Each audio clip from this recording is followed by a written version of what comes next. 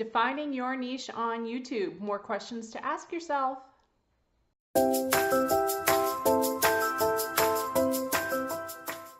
Hey sssveda tribe, it is August 15th, day 15 of the sssveda challenge. I've been using the challenge to offer beginner YouTube advice from a beginner myself, only starting a couple months ago. Yesterday we started talking about how to define what type of content you can put on YouTube.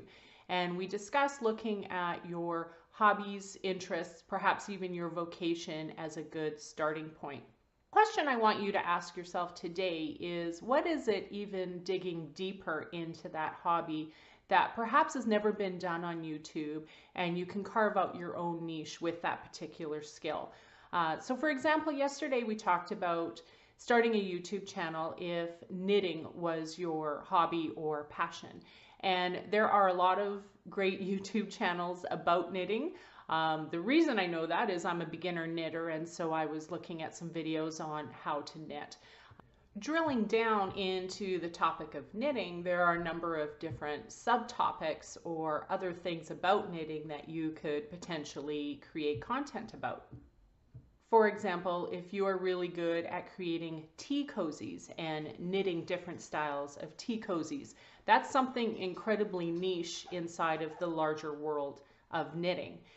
It doesn't mean that you can't do YouTube content on other types of knitting or really other types of topics, but your audience and your listeners know that if they require a tea cozy pattern or assistance with that particular project, they know that you are the place to go to rather than the other YouTube channels out there.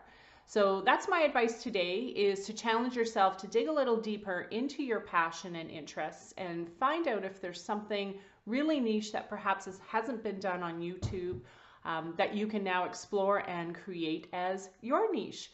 So tomorrow we're going to look at more ways to define your niche, but challenge yourself with that question today, and I will see you then. Bye for now.